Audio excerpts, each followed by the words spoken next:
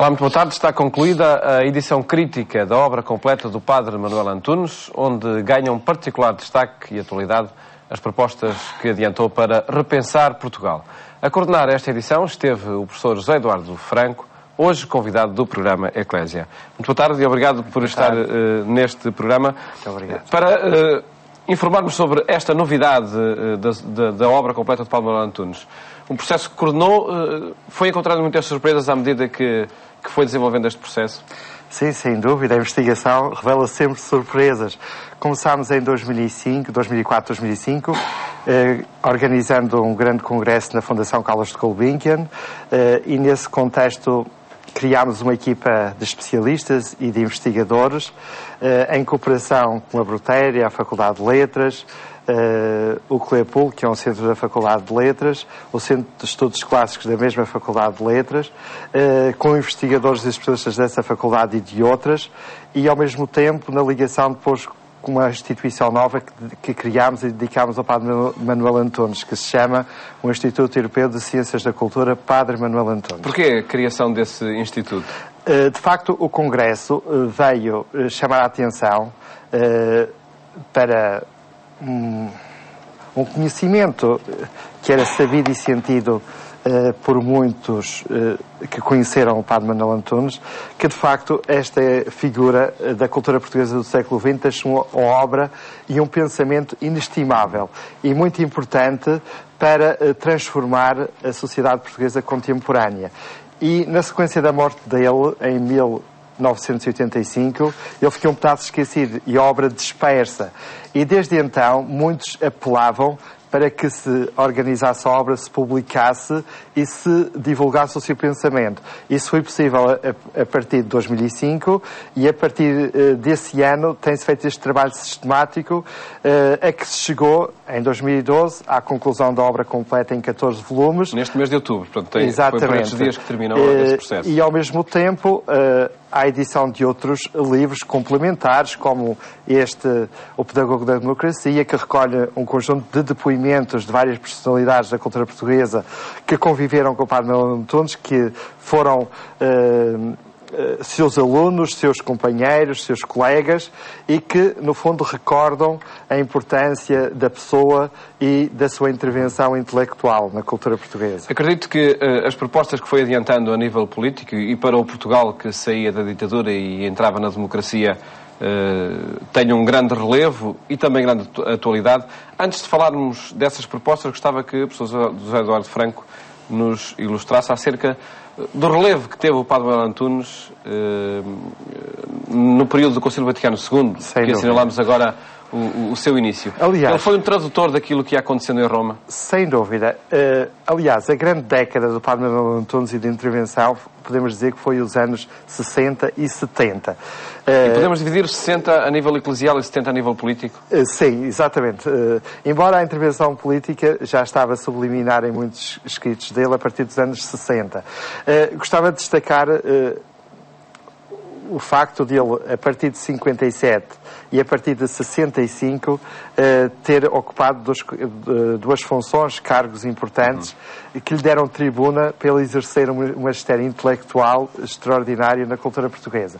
Em 57, ele começa a exercer as funções de professor na Faculdade de Letras da Universidade de Lisboa, ensinando uma cadeira que era transversal a todos os cursos de letras, que era a História da Cultura Clássica, permitindo, a partir desse magistério, influenciar, a partir dos conteúdos que dava de cultura clássica, influenciar gerações e gerações de alunos. Foram milhares de alunos. Estima-se que cerca de 15 mil alunos passaram pelas suas aulas.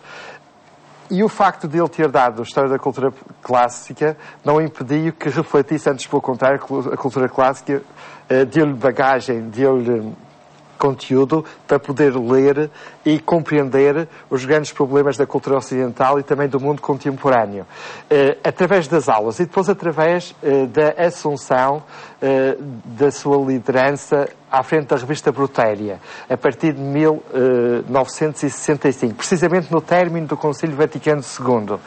Ele já era redator articulista da revista Brutéria já desde os anos 40, mas a partir de 65, com a sua direção, ele imprime um dinamismo novo à revista e dá-lhe uma abrangência, uma dimensão nova, aproveitando essa mesma revista para torná-la uma espécie de ponta avançada de transmissão, de aplicação à cultura portuguesa dos ensinamentos do Vaticano II. Além do mais, é significativa a presença dele à frente da revista Brutéria, porque ele não só alarga a Brutéria, não só em dimensão e em diversidade de temáticas, como em termos de participação de estudiosos, de escritores, de ensaístas de diferentes áreas que passam a escrever na revista Brutéria. Numa perspectiva de abertura e de ecumenismo não só religioso, mas também cultural. E veremos, a partir de então, participarem na revista Brutéria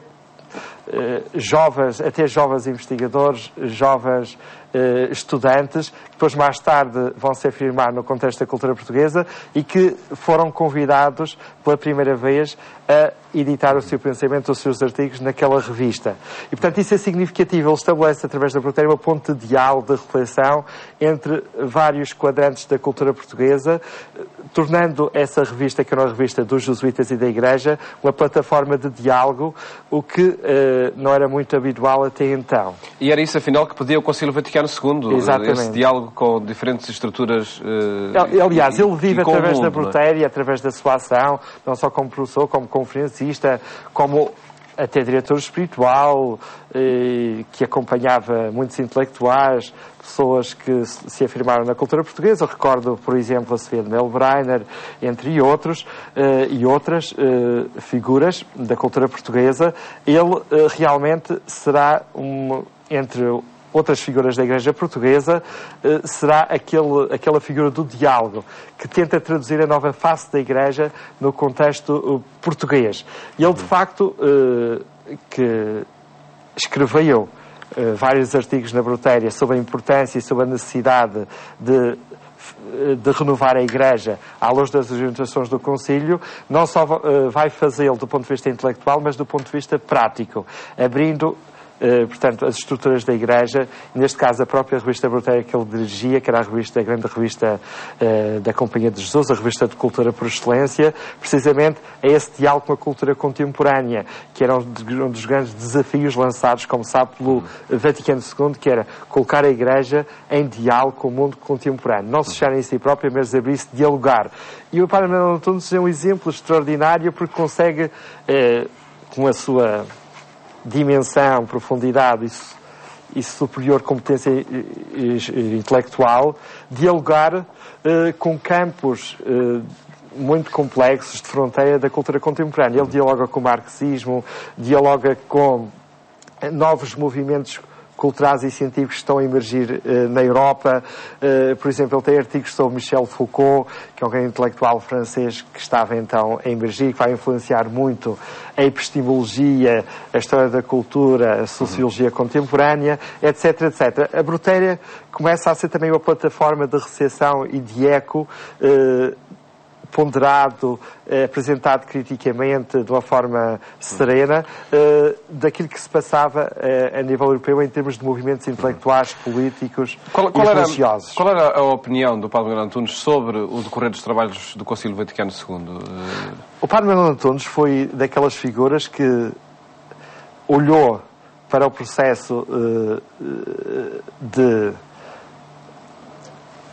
realização do Concílio e das conclusões com maior entusiasmo. Realmente, a partir de 65, nota-se nos escritos dele que ele apaixonou-se pelo que representou o Concílio e pelas conclusões do Concílio e daquilo que o Concílio podia trazer para a renovação da Igreja. Ele realmente torna-se, posso assim chamar, uma espécie de paladino das diretrizes do Concílio Vaticano II em Portugal. E, de facto, ele considerou que o Concílio Vaticano II era uma grande oportunidade para a Igreja se renovar, se abrir ao mundo e também para que o mundo pudesse conhecer o verdadeiro a verdadeira mensagem do cristianismo que a Igreja transportava. E, portanto, ele considerou e ele escreve-o, que o Concílio Vaticano foi realmente uma lufada de ar fresco e de renovação para a Igreja. Numa outra década, na década de 70, uma outra transformação que aconteceu, e no caso, sobretudo em Portugal, que foi o início da democracia. O Padre Manuel Antunes foi aí também um orientador desse processo, através daquilo que ia escrevendo? Sem dúvida. Ele pode ser considerado, e é considerado por muitos, como uma espécie de pedagogo da democracia. De facto, não só através da Faculdade de Letras, onde ele estava e exercia o seu magistério. E esse era um palco privilegiado. Mas também na relação que ele tinha com diferentes setores que estavam da sociedade portuguesa, estavam preocupados com o regime que estava enclerosado, o regime ditatorial, e todos os problemas que a sociedade portuguesa vivia de fechamento. Ele realmente acompanhará aqueles que sonhavam uma mudança decisiva. E quando, de facto, essa mudança acontece, com a Revolução Abrilhina, ele, nas páginas da Brutéria, vai refletir esse entusiasmo por essa nova era que se abre. Vai até cantar, em alguns artigos que escreve, eu digo cantar porque ele escreve de uma forma extraordinária a forma como ele vê a oportunidade que é a Revolução de Abril. Mas vê-o também com muito realismo. Exatamente. Chega a afirmar que a hora lírica está a passar. É um homem realista, sensato, ponderado. Ele canta, portanto, a Revolução como uma nova primavera para Portugal e coloca essa Revolução na linha de muitas revoluções portuguesas, desde a de 1383-85, que deu origem à dinastia de Davi, e faz uma espécie de leitura comparativa de todas as revoluções, e depois chama logo a atenção para aqueles perigos que, se os portugueses não estivessem atentos, se as forças políticas não estivessem atentas, podiam colocar em causa o projeto da democracia. Tal modo que ele vai escrever um conjunto de artigos sobre Portugal, a identidade portuguesa, e vai, ao mesmo tempo, chamar a atenção para as doenças da democracia. Doenças este livro, Repensar Portugal, reúne essas propostas? Exatamente. Em 1979 ele vai editar essa compilação de artigos numa obra que se chama Repensar Portugal, que aqui está, e que é republicada na obra completa, e onde enquadra-se esta obra enquadra-se naquilo que eu chamo a nova literatura da identidade portuguesa, que entretanto começa a surgir abundantemente a partir de então.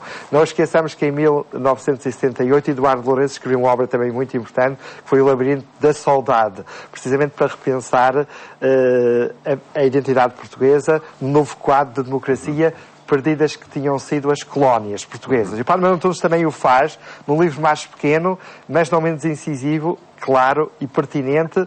E quando lemos hoje em dia este livro, o Repensar Portugal, achamos-lo de uma atualidade flagrante. Vejamos alguns desses aspectos atuais. Recordemos que algumas figuras da cultura portuguesa, nomeadamente Lindley Sintra, que era muito amigo do Padre Manuel Antunes, entre outros, que o disseram no Congresso, considerava que este livro devia ser um livro de mesa de cabeceira dos nossos políticos.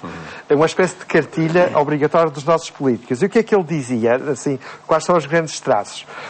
Ele chamava a atenção para o perigo de algumas doenças que podiam afetar a democracia e podiam emperrá-la e impedir que ela pudesse fazer progredir de forma plena a sociedade portuguesa. E que eram o perigo do burocratismo, e ele então dizia que era preciso desburocratizar, o perigo dos partidos, das pessoas ficarem reféns das ideologias, e então ele chamava a importância de desideologizar, o perigo da partidarização excessiva, das pessoas pensarem mais no seu partido do que em Portugal. Mesmo, não é? E isso ligava-se ao clientelismo, e ele falava da necessidade de despartidarizar e desburocratizar e desclientelizar. Portanto, as clientelas que às voltas dos partidos se podiam gerar, que na altura ele já começava a verificar que estava a acontecer, e que mais tarde, como se sabe, isso foi acentuado de forma plena. E então é chamado 4Ds. Ele então dá uma receita que é chamada a receita dos 4Ds. Desburocratizar, desideologizar e desideologizar e despartidarizar. Palavras difíceis de pronunciar, mas acredito que ainda mais, sobretudo, de concretizar depois na prática. Na altura como nos dias de hoje, não é? Sem dúvida. Mas ele fala também de uma outra necessidade, porque vivia-se naqueles anos uma grande euforia em torno do projeto democrático e ele tal lirismo. Há um certo lirismo em torno da democracia e verificava que a democracia estava a implantar-se do ponto de vista social, partidário, da organização política, etc. Mas ele chamava a atenção que a democracia não daria certo se não se fizesse uma nova revolução, uma verdadeira revolução, que era uma revolução que levaria ao que ele chamava à chamada interiorização da democracia. Não bastava, segundo ele, e muito bem, fazer a democracia do ponto de vista exterior, do ponto de vista das leis, etc. Mas é preciso que as pessoas interiorizassem a democracia. Então, neste livro tem um capítulo que é interiorizar a democracia. Mas para isso era preciso fazer o que eles chamavam a nova revolução, que era a revolução moral e ética.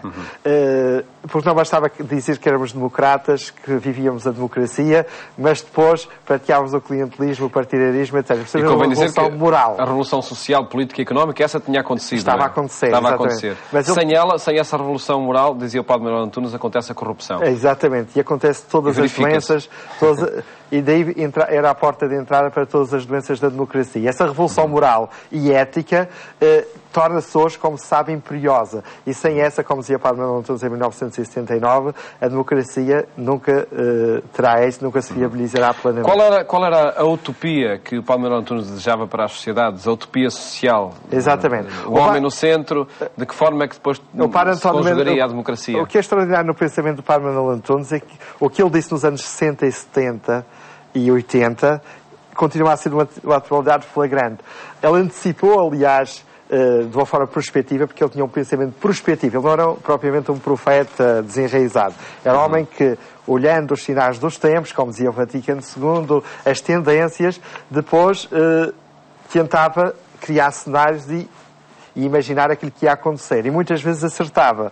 E criou até uma linguagem nova que atualmente, hoje em dia, é comum no campo político, no campo cultural, etc., mas que ele foi um dos criadores dessa linguagem nova para analisar as tendências.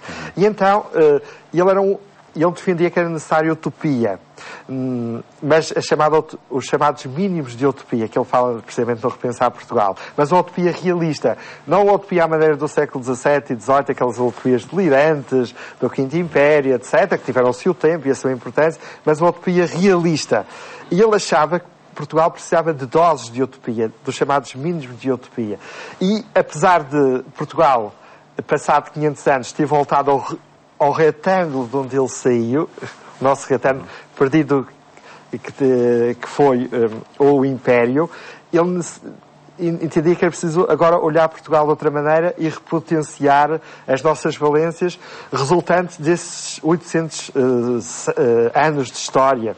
E, nomeadamente, ele achava que Portugal para já devia dar as mãos à Europa, mas não esquecer os países onde esteve presente e que ajudou a formar, com a sua língua, com a sua relação histórica, e tornar Portugal aquilo que ele chamava, Portugal podia ter um papel importante no mundo, que era o papel que ele atribuía aos pequenos ou médios países, que é o chamado papel de país mediador, através da diplomacia, do peso que a nossa língua tinha, da nossa capacidade, do ponto de vista histórico, de nos relacionar com diferentes raças, povos e nações.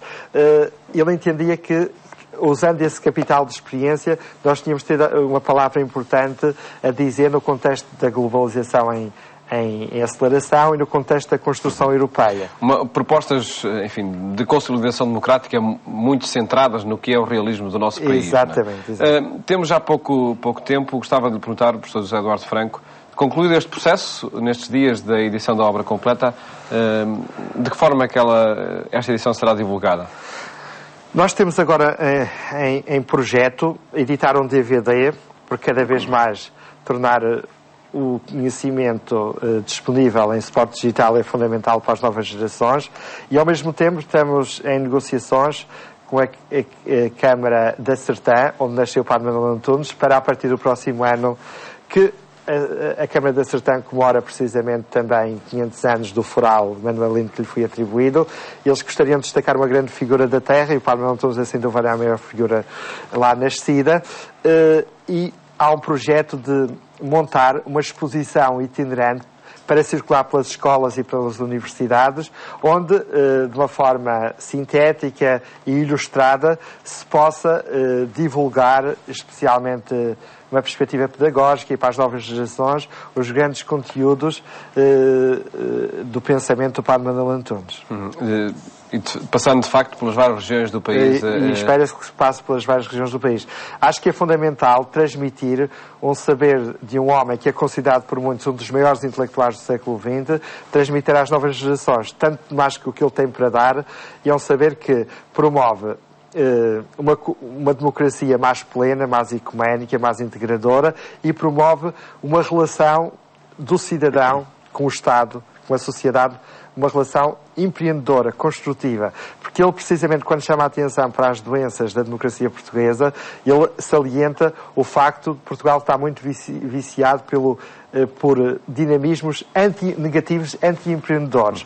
As pessoas muitas vezes esquecem, e ele diz isso, esperam uma perspectiva, uma cultura que ele chama de sebastiânica, esperam tudo do Estado, que o Estado tudo lhes dê e todos os problemas resolva.